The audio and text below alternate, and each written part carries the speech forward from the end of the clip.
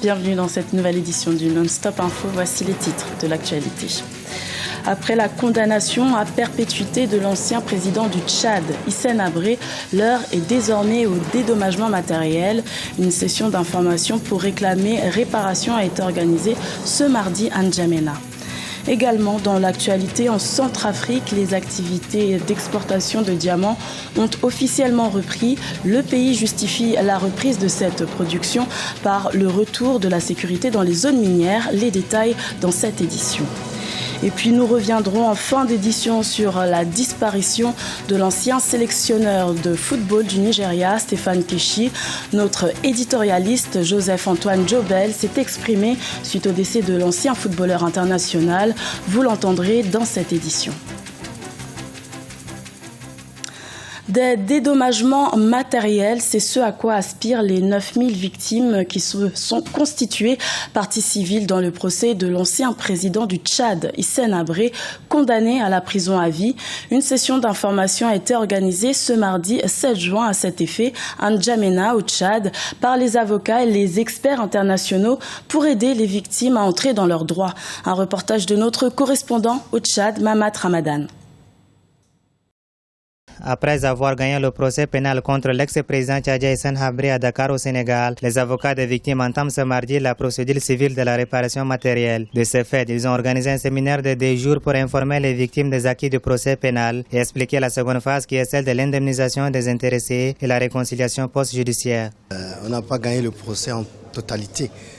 C'est l'aspect pénal, c'est la condamnation d'Hissène Habré qu'on a gagné. Maintenant, il reste l'autre partie. Parce que après qu'il soit condamné à la perpétuité, maintenant il reste la partie de réparation. Donc c'est la seconde phase du procès en civil qui commence. Donc cette phase-là demande qu'il faut un travail. Et c'est ce travail-là que vous êtes en train de voir, qu'on a déjà commencé par rapport à la suite de ce que le procès qu'on va démarrer, qui est sur la réparation, c'est-à-dire l'indemnisation des victimes. Les victimes, quant à elles, se disent satisfaites du verdict condamnant l'ex-président tchadien Hissène Habré à perpétuité, mais ce n'est qu'une réparation morale. Nous avons besoin aussi de dédommagements matériels pour rétablir notre dignité, disent-elles. Après le verdict, donc ça veut dire qu'il y a eu du tort qui a été causé quelque part. Le mal, il faut le réparer. Donc nous sommes maintenant à la phase de réparation. Il faut dédommager les victimes. La phase prochaine, ça serait peut-être la phase de la justice transitionnelle qui va nous conduire à une réconciliation avec tous les Tchadiens. Nous avons besoin de réparation. Nous avons déjà été réparés moralement, mais il faut qu'il y ait aussi les réparations médicales, les réparations financières pour que tous ceux qui ont perdu leur bien d'une manière ou d'une autre, il faut qu'ils rentrent dans leurs droits. Selon le collectif des avocats des victimes du régime de l'ex-président tchadien Hissène Habré, ce panel a non seulement pour objectif d'informer les victimes, mais aussi favoriser au Tchad la répercussion du procès de l'ex-dictateur tchadien. Je vous le disais en titre, les activités d'exportation de diamants ont officiellement repris en Centrafrique depuis le 3 mai 2016. Cet accord fait suite à la levée partielle de l'embargo sur le diamant centrafricain obtenu fin juin 2015 en Angola.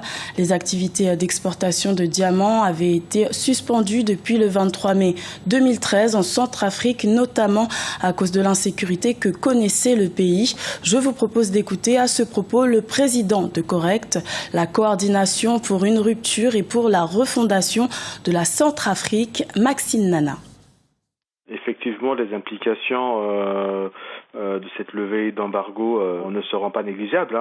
Là, aujourd'hui, l'économie est à plat, donc on espère que le fait de lever cet embargo, on pourra augmenter nos ressources et faire face à nos besoins déjà du quotidien et après essayer de répondre aux besoins de plus en plus grands pour remettre notre pays sur le chemin de l'émergence. Cette levée d'embargo, dans tous les cas, il faudrait que ça soit accompagné d'une sécurisation ferme. Il faut une sécurisation ferme, il faut assainir le processus de commercialisation, donc de l'extraction du diamant jusqu'à son exportation. 4,644 milliards de francs CFA, c'est le montant de la dette publique du Congo en 2016 selon une étude de la Banque mondiale et du FMI publiée en avril dernier. Le Congo fait partie des 10 pays d'Afrique les plus endettés en 2016, un endettement essentiellement dû à la politique de construction de nouvelles infrastructures engagées depuis plusieurs années par le gouvernement. Un reportage de notre correspondant Deva Panzou.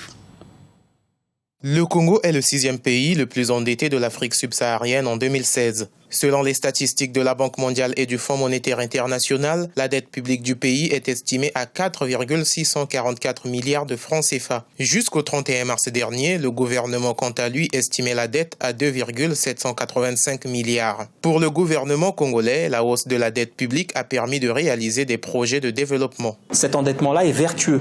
Donc moi, je dirais, si l'endettement du Congo a pu augmenter ces dernières années, ce n'est pas parce que nous avons eu plaisir à nous endetter, c'est qu'il y a très nécessairement la nécessité d'assurer la mise en place d'infrastructures de haut niveau pour permettre l'émergence. Et l'activité économique, la diversification de cette activité-là vont permettre que cette dette soit soutenable. Lors de la présentation du programme d'action du gouvernement à l'Assemblée nationale, le Premier ministre Clément Mwamba affirmait qu'en 2015, les revenus pétroliers ont chuté de 65% et les recettes publiques d'environ 43%. Ainsi, la chute du prix du baril de pétrole a conduit le gouvernement à entrevoir une réduction des dépenses du budget d'environ 9%. L'augmentation de la dette du Congo pourrait avoir des conséquences néfastes. Cependant, les économistes ont quelques pistes de solutions. La mise en place d'un programme d'urgence qui comprendrait des réformes visant à réduire de façon significative les dépenses publiques et à accroître les recettes budgétaires, les recettes fiscales et douanières. Deuxième moyen, à terme, c'est de mettre en place un budget structurel. C'est d'ailleurs une des propositions qui a été faite par la Banque mondiale dans son rapport sur la situation économique et financière de l'État. L'Afrique subsaharienne connaît une croissance en baisse de 3%. La situation budgétaire difficile que vit actuellement le Congo a fait l'objet lors du dernier Conseil des ministres de l'examen d'un projet de loi portant loi de finances rectificative pour l'année 2016. C'est l'un des titres de l'actualité. L'ancien sélectionneur du Nigeria, Stéphane Keshi, est décédé dans la nuit de ce mardi à ce mercredi 8 juin. Le technicien de l'équipe du Nigeria de football avait notamment remporté la Coupe d'Afrique des Nations en 2013 avec le Nigeria et s'était qualifié à la Coupe du Monde 2006 avec le Togo. L'ancien footballeur international s'est éteint à l'âge de 54 ans. Je vous propose d'écouter la réaction de notre éditorialiste Joseph-Antoine Jobel. C'est forcément une très triste nouvelle parce qu'il s'agit de la mort, mais parce qu'il s'agit de la mort très tôt. On a l'impression que ceux qui font des choses tôt vont à la mort tôt aussi. C'est incroyable. Stéphane Keshi, je l'ai rencontré pour la première fois lorsque le Cameroun a remporté la CAN de 84.